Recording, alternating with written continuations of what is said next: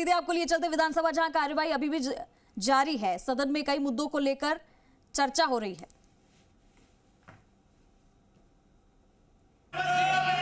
आप विराजिए, विराजिए, आप विराजिए। आप तो मर्यादा का पालन कर दो।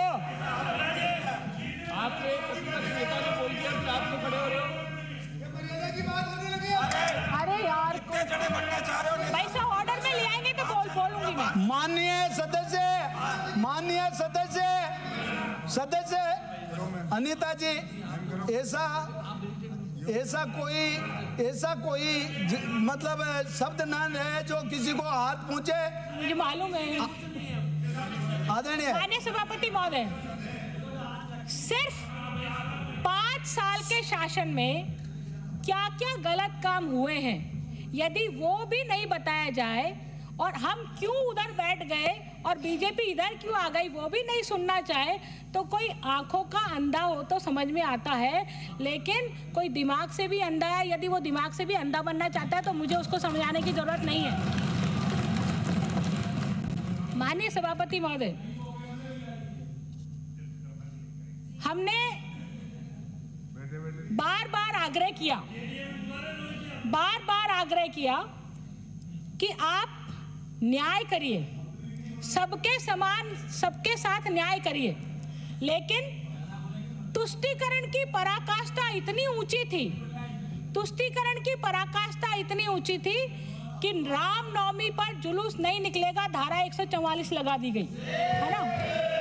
रामनवमी पर जुलूस नहीं निकलेगा और साथ में डीजे नहीं बजेगा, वंदे मातरम। भगवान राम ने जब लंका जीत करके आए थे तो लक्ष्मण ने कहा था कि हमारी ये स्वर्ण लंका है, हम यहाँ रहते हैं। तो भगवान राम ने जो कहा था, जननी जन्मभूमि स्वर्गादपि गिरियसी, जननी जनन भूमि से भी महान है। इसलिए हमने वंदे मातरम गा करके, कि हमारी माँ है, जननी हमारी माँ है, ये वंदे मातरम स्वतंत्रता संग्राम के समय गाया गया। और उसके बाद में क्या हुआ स्वतंत्रता संग्राम के वंदे भारत गीत का? अब मैं बोलूंगी तो सदस्य चिल्लाएंगे, खड़े हो जाएंगे। कहूं तू ना, वंदे मातरम गीत।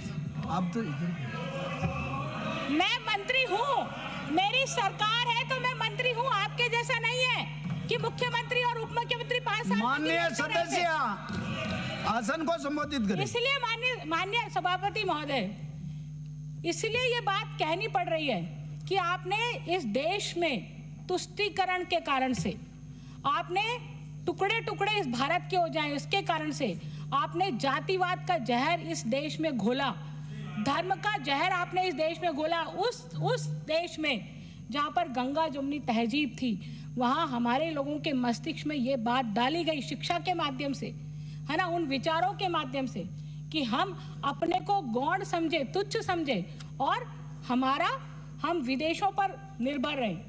नेहरू जी ने क्या किया था?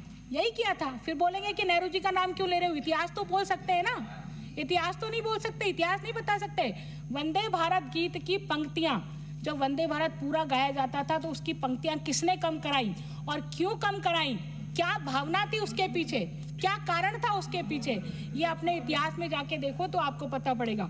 इसलिए माननीय सभापति महोदय, मैं इतना निवेदन करना चाहती हूँ कि भारतीय जनता पार्टी के शासन की स्थापना प्रदेश में हुई है।